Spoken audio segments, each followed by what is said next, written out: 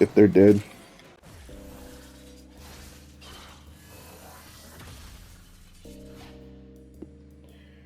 Alright, got this Gara build I wanted to show out. So we're gonna go ahead and start off with the Warframe itself. I hope the mic quality sounds better this time. But so you got Blind Rage on, Augur Reach, Overextended, and Archon Stretch. So you basically want as much range as possible. So your first ability can basically reach across 2 rooms, at least. At least 2 rooms, and then Prime Flow, because we ain't got a lot of efficiency, but you see we got that bright bonnet again, that good old bonnet. We got Prime Continuity, which we need a little bit of duration up in there as well. Umbral Intensify to get the most out of ability strength from the one, or yeah, so we want to get as much ability strength out of our Intensify as possible, other than having the regular. There's never anything wrong with having an Umbral on for Intensify. And then you got Archon Aegis on for that extra defense.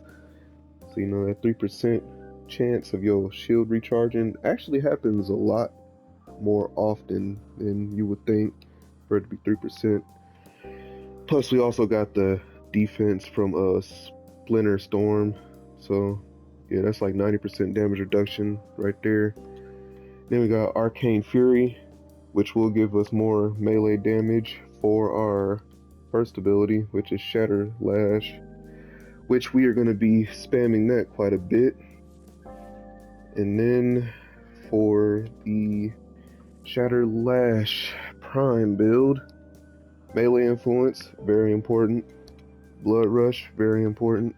Galvanized Steel, Prime Reach for more range, and then Prime Pressure Point for that damage. Weeping Wounds for that status chance, so that melee influence has a higher chance of proccing.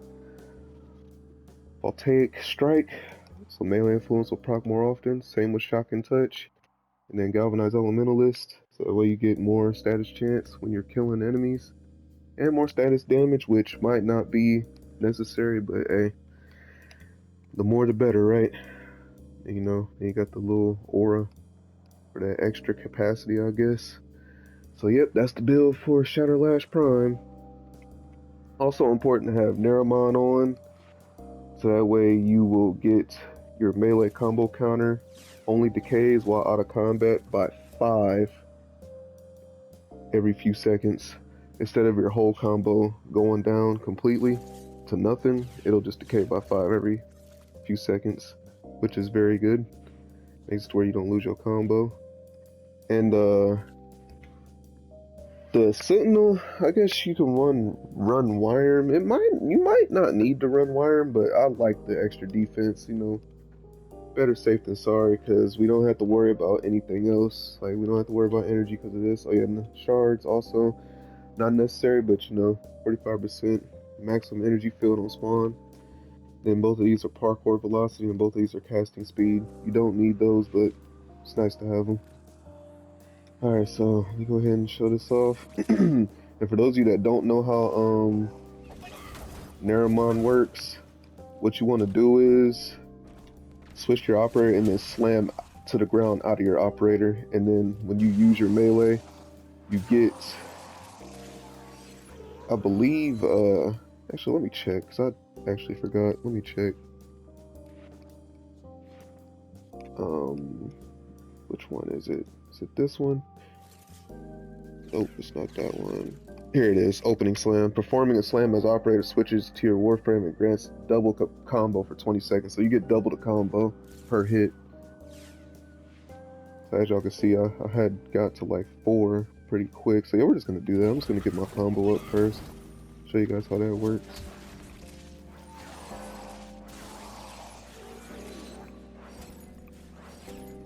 Alright, so look, it's at 6 already.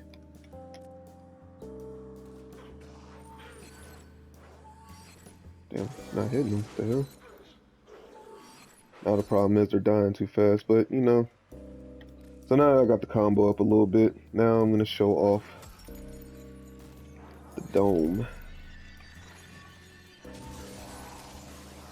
any of them left. Nope, nope, they're still dying, but it's all good. Alright, so yeah.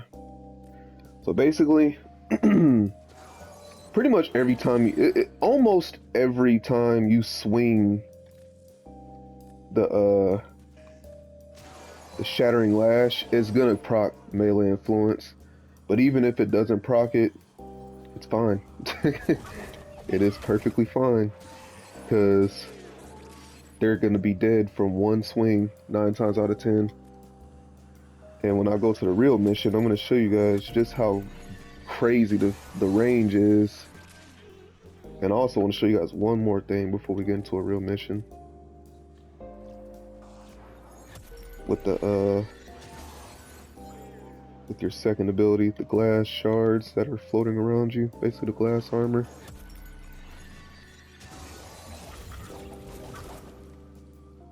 Alright, so I'm gonna build it up to like, I guess 300,000.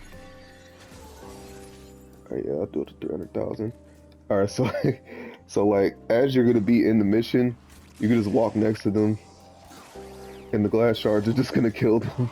And it's gonna get worse and worse and worse, because there's gonna be times when you're gonna be at 1,000,000, and literally when you walk by them, they're just gonna die in one hit. But I'll be able to show that off better in a real mission, so let's go ahead and get into a real mission. I guess I can kill these guys right quick.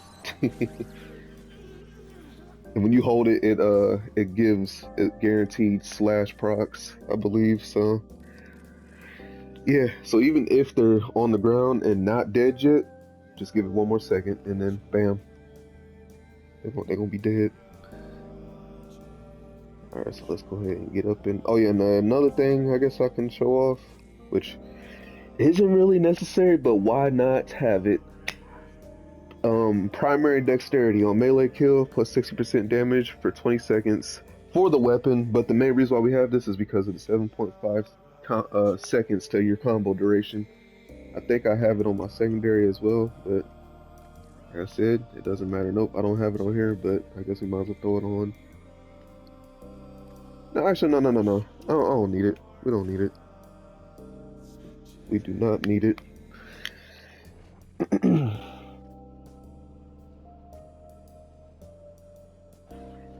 I guess I should have showed off the wiring mods as well, but it's all good.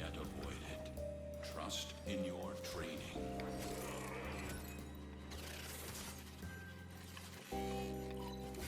The Orican Neural Sentry is attempting to purge you from this place. Stand by for life support. All right.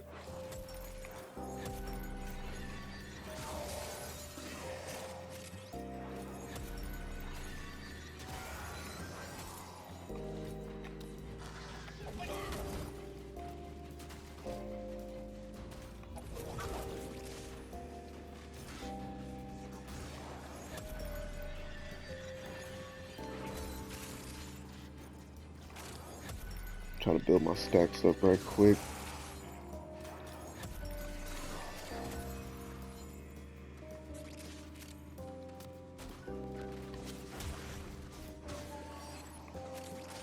So watch the map whenever I swing it.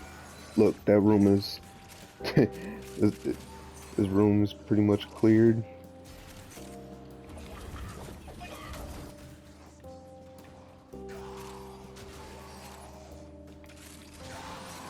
Yeah, so like just look at the map every time I use it. They're dead. They're dead. They're dead. They're dead. Oh yeah, see, that guy was on the ground, but one more second later and he was dead. Alright, let me remember to use the cage. Yep, they died.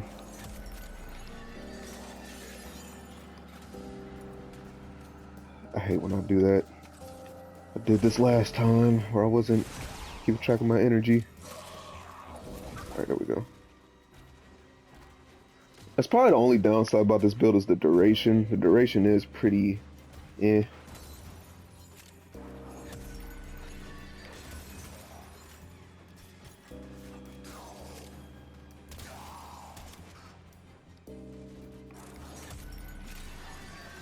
So just like the Misa build, you want to make sure that you're keep a track of your energy. Build it up. I have a habit of just moving all over the map, and I gotta stop doing that. Alright, I'm gonna build up that glass shard damage so that way I can show that off, because it's just hilarious. Alright, they're dead. Alright, so we're at 500k. So watch. He's dead. I just walk by them. Look, see? Doesn't even care about the armor. They just die. And then when you're at 1 million, it's a guaranteed. It's guaranteed one shot when it's at 1 mil. And it doesn't take that long to get it to 1 million either. As long as if you keep spamming it. Keep spamming the dome.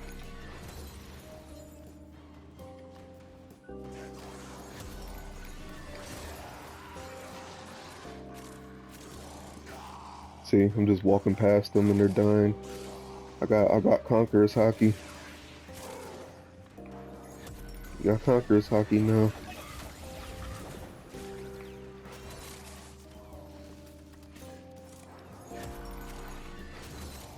I will say you might want to bring like something like the Zorus in case the Violence Acolyte shows up. Because either that, because if Violence does show up, then if you stay far enough away from Violence, then you will be able to use your first ability on him. And if you get it off at least once, then more likely he's gonna just die from bleed. So even Violence, even Violence can't fight back against Gara, which is hilarious. If they're dead. Keep watching that map. Oh, I lost my stacks. My glass shard stacks, but it's fine. It's fine. They know you're here. You only want the glass shards if you want to just, you know, be able to kill them by walking past them. Oh yeah, this is my room. Actually, that's one of my rooms. Oh look, it's a sentient. Hit him once. He's dead. And he's dead. I'll tell you, if they get knocked on the ground from this first ability, they're gonna die. If not right after you do it, it's gonna be at least 3 seconds afterwards. Maximum. Not minimum, maximum.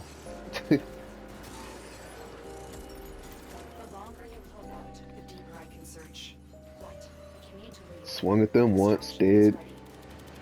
Void signatures, but outside the corrupted. They are draining your life support, and fast. Eliminate them quickly. Yep. If you see a bunch of red arrows on the screen, just swing in that direction, and yeah. Yeah. Do I need to say any more? Because you see the results. You see the results.